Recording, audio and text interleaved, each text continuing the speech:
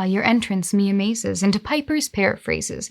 Edgar Allan Poe's The Raven is the poem you're here for. And my knowledge I will give you. All the summary I'll go through, plus the symbols and the themes too. All of these and even more, since you hope to understand this more than you have done before. Now, let's see what all's in store.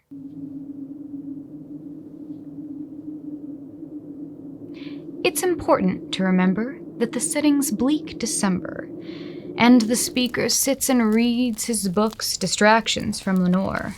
She was once his wife or lover, one whom we will soon discover is now dead and gone forever, but whom he is grieving for, and the mood is dark and lonely as we learn about Lenore.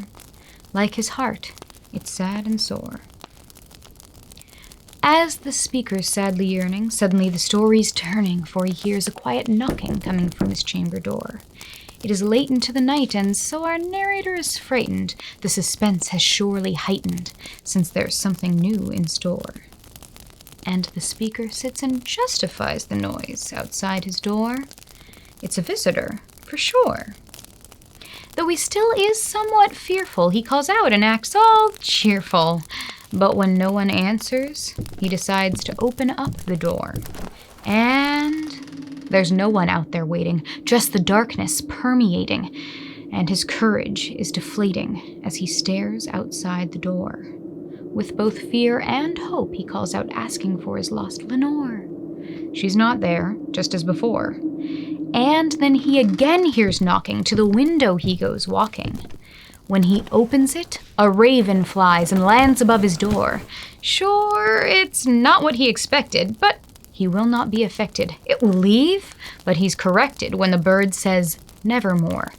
Yes, that's right, the freaking raven answered him. Said nevermore. Man, my heart is on the floor. How it talks, I've no suggestions, but he starts to ask it questions, mostly asking all about, you guessed it, yep, that's right, Lenore. He both wants to end his grieving and to feel good believing that in death he'll be receiving his long-lost Lenore once more. But the bird just keeps repeating that annoying nevermore. So he's sad, then starts to roar. And he calls the bird a devil just because, well, on some level, it is right, and he is angry, so he yells, "Get off my door!" But it won't. It's unremitting, and the end is where we're getting. With that raven, who's still sitting, it won't leave the chosen door. And the speaker's sitting underneath its shadow on the floor.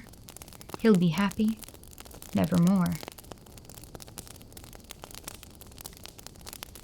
If you thought my poem ended, sorry, buddy, it's extended, since you know I still have lots of themes and symbols to explore.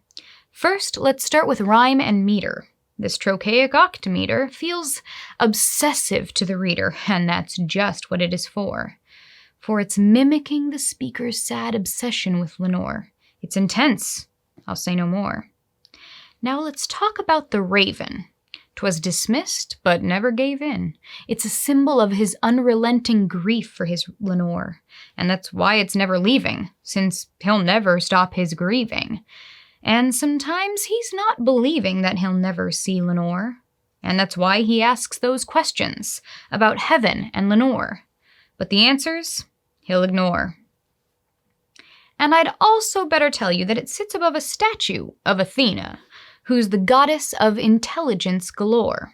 That could represent the insight of the raven, who is so right when it tells the speaker outright that his girl is nevermore.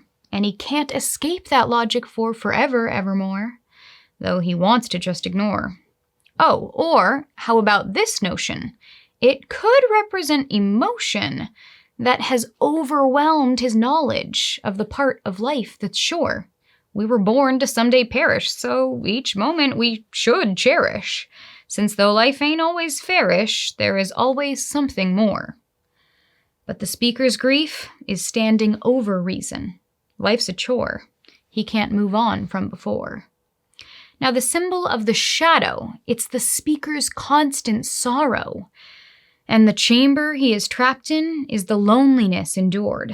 It is isolation only, since he's feeling super lonely, and outside is darkness only, since he won't go out his door.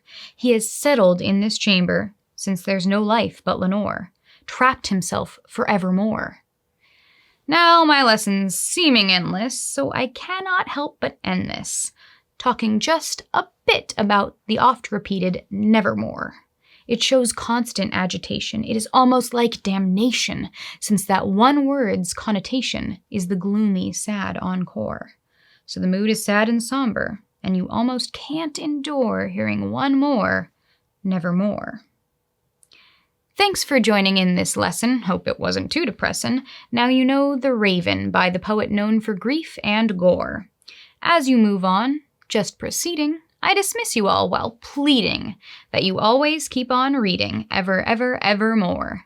And you also be good people, even better than before. Now I'm done, I swear, for sure.